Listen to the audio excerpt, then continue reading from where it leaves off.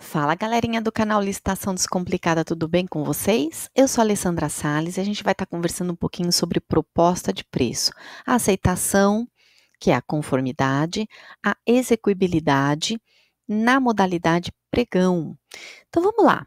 Proposta a preço, falando dela um pouquinho, precisa ter os preços unitários e os preços totais, independentemente do julgamento ser pelo valor unitário, pelo valor por lote, pelo valor global, não importa. Todos os preços precisam estar grafados nessa proposta.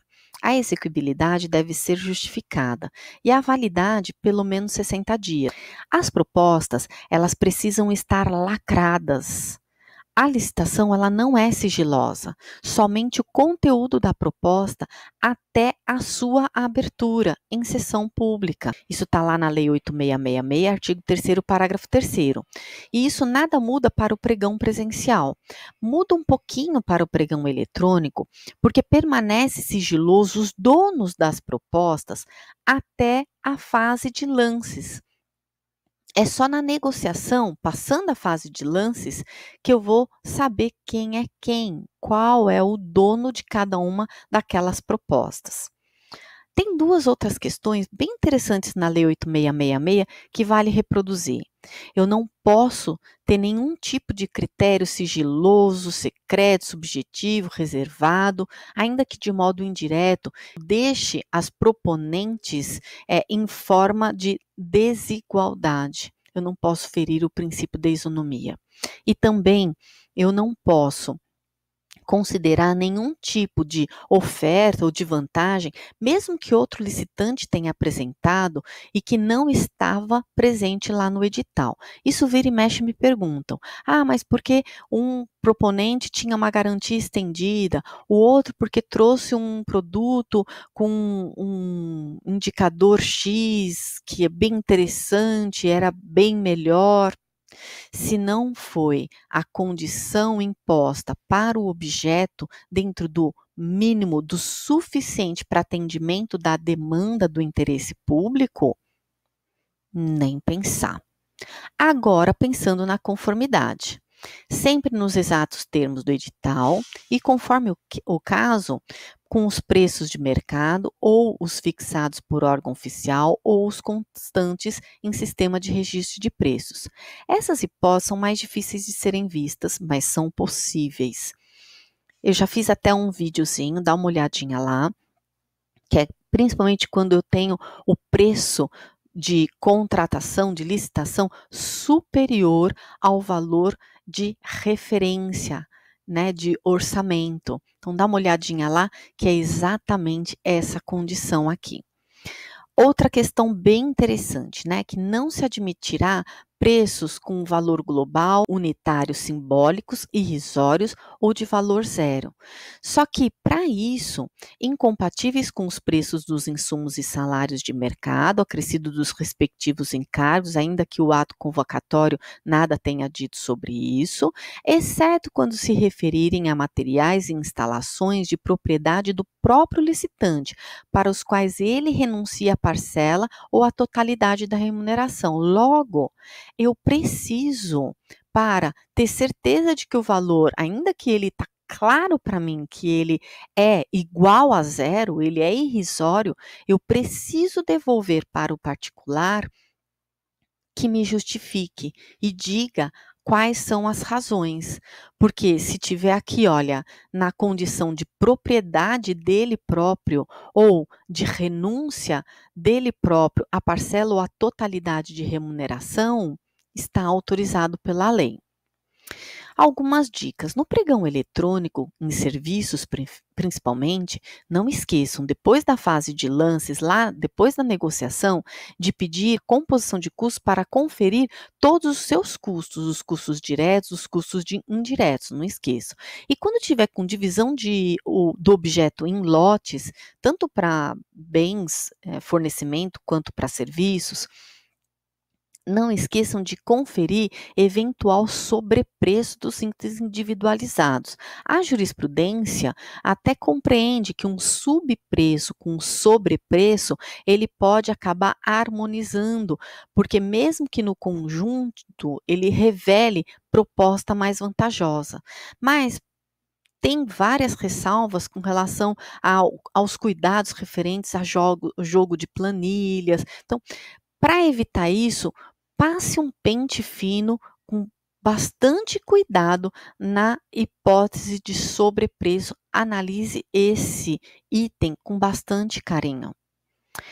Essa questão da conformidade, aonde que está dentro da modalidade pregão? Porque o pregão, eu tenho duas classificações. Eu tenho uma classificaçãozinha prévia, porque depois eu tenho a fase de lances, e por último a classificação definitiva. Essa questão da conformidade está de plano, tuf. A hora que eu abro a classificação, abro as propostas, o sistema eletrônico já deixou elas abertas, eu estou conferindo se está tudo de acordo com o edital, aqui eu não vou ainda nem conferir preço irrisório, nem é esse o momento agora. Aqui eu só vou verificar se realmente atendeu às regras do meu edital. Atendeu? Já está dentro. Não atendeu, eu já desclassifico de forma sumária, de plano. Não vai poder participar da fase de lances e das fases subsequentes. Execuibilidade da proposta. A execuibilidade da proposta, ela se dá no mesmo momento da negociação. Tem muitos colegas que me perguntam, mas quem vem primeiro? Porque a lei não deixa isso muito claro, mas a fase de lances foi o proponente que assumiu toda a sua responsabilidade. A negociação também é dele. Então, finalize essa etapa primeiro, para depois devolver a matéria para você, pregoeiro, pregoeira, analisar e decidir a respeito. Porque aí sim, essa execuibilidade, a aceitação final dessa proposta, em definitivo, é a sua obrigação. Diz lá, examinada a proposta classificada em primeiro lugar quanto ao objeto e ao valor, caberá ao pregoeiro decidir motivadamente a respeito da sua aceitabilidade. Então, aqui passou daquela conformidade inicial, daquela aceitação prévia, sumária, avançou pós-lances e eu estou começando a ferir a minha execuibilidade. Diz também a lei do pregão: se a oferta não for aceitável, se o licitante desatender as exigências de habilitação, o pregoeiro examinará as ofertas subsequentes e a qualificação dos licitantes na ordem de classificação e assim sucessivamente até que ele obtenha uma proposta válida. A fase de negociação, uma questão que é bem interessante é que a lei diz que é possível, fica permitida a negociação para o pregoeiro para que ele obtenha o melhor preço. Só que o fato de obter o melhor preço, a própria jurisprudência entende que esse poder, na verdade, é um poder-dever, porque é justamente para saciar a tentativa de maximização desse interesse público pela busca da proposta mais vantajosa. Então, fica aqui a dica, reflitam um pouco mais sobre essa possibilidade da negociação, compreendendo como realmente um dever. Eu tenho aqui duas jurisprudências do Tribunal de Contas da União importantes para refletir.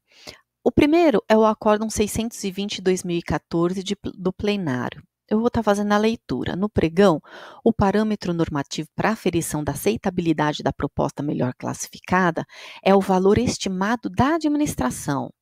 É ilegal utilizar na etapa da negociação do certame os valores de propostas desclassificadas como referência para essa aferição. Então, nunca a proposta do outro licitante, mas sim o valor estimado da administração. Olha o segundo acórdão 1872 de 2018, também do plenário. Na fase de negociação, que é posterior à disputa de lances em pregão sob a modelagem adjudicação por preço global de grupo de itens, ou seja, de lotes, É irregular a aceitação pelo pregoeiro de item com preço unitário superior àquele definido na etapa de lances. Sabe quando ele vai fazer a readequação da proposta, lá no final, na negociação? Ele eleva um dos itens ali do lote além do valor que ele já tinha se comprometido na etapa de lances. Então, isso que é irregular. Ainda que o valor total do respectivo grupo, lote, portanto, tenha sido reduzido. A negociação de itens de grupo só é admissível se resultar em redução ou manutenção dos preços destes itens. Agora chegou a questão da execuibilidade da proposta. Eu tenho duas hipóteses aqui. Vamos lá ver. A primeira, devem ser desclassificadas as propostas que não atendam às exigências do ato convocatório da licitação, que é o edital. Então, isso, na modalidade pregão, já era aquele primeiro filtro lá da classificação prévia. E, na sequência, há propostas com valor global superior ao limite estabelecido, que é aquele quando o valor está além daquele realizado na pesquisa de mercado e eu não consigo abaixar esse valor, chegar nem na negociação. Então, aí fica a dica, eu já tenho um vídeo aqui dessa diferença, como é que a gente deve proceder. Ou ainda com preços manifestamente inexequíveis, que são aqueles que não venham a ter demonstrado a sua viabilidade através de documentação que comprove os custos dos insumos se são coerentes com os de mercado e que os coeficientes de produtividade são compatíveis com a execução do objeto do contrato. Então, eu preciso devolver para o licitante, inverter o ônus da prova, para que ele demonstre para mim a viabilidade da proposta dele. É necessário para que eu tenha a certeza se está ou não exequível essa proposta. A segunda hipótese é específica para serviços de engenharia, aqui na modalidade pregão. Diz, então, né, a primeira lá, que as propostas que não atendam às exigências do ato convocatório da licitação, que é aquele primeiro filtro, né, na classificação prévia, e aí dentro ainda, né, de serviço de engenharia na licitação pregão, as propostas cujo valor seja inferior a 70% do menor dos seguintes valores: média aritmética dos valores das propostas superiores a 50% do valor orçado pela administração ou valor orçado pela administração. Trouxe um exemplo aqui para poder ficar mais simples. Vamos imaginar que a minha pesquisa de mercado, o meu valor referencial, está lá numa tabela oficial, na composição de custos, serviço de engenharia, e com o BDI incluído, etc., R$ 80. A minha licitação vieram 5 empresas participando, 30, 39, 45, 80, 85. Eu preciso identificar quem que está inexequível. Diz lá, vamos no S1, média das propostas que estejam, né, acima de 50% do valor orçado pela administração.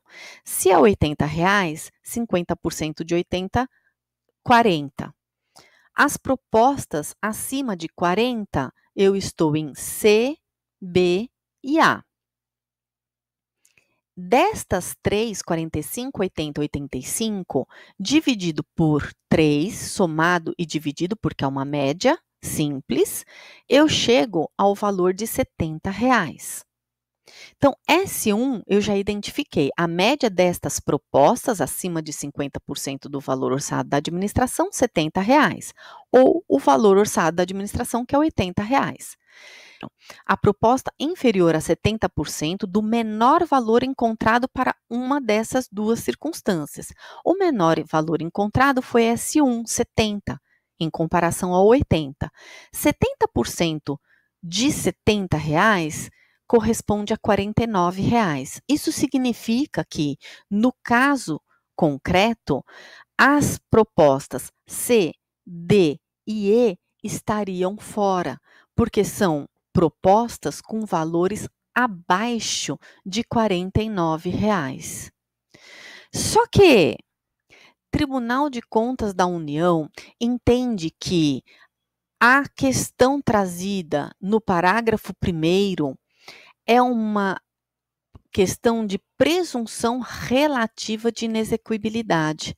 Eu preciso devolver, como na hipótese 1, para o particular, para que ele justifique, comprove a condição de atendimento da execuibilidade da proposta dele. Súmula 262, Tribunal de Contas da União. Então, vamos lá. Onde que eu encontro essa questão da execuibilidade da proposta? Eu encontro agora no terceiro momento da fase de classificação. Depois dos lances, no momento da negociação, na sequência é que retorna ao pregoeiro os exames necessários, se for o caso, com diligência, para a aceitação em definitivo dessa proposta. É aqui que ele vai ter que justificar se ele concorda, não concorda, se ele aceita, não aceita, ou seja, ele vai ter que aferir a sua execuibilidade, porque é exatamente neste momento que ele vai declarar o vencedor, ele vai dar por declarado finalizado, a classificação na fase, na modalidade pregão. É isso. Nada difícil, né, galerinha? Espero que tenha atendido a expectativa de vocês. Até a próxima!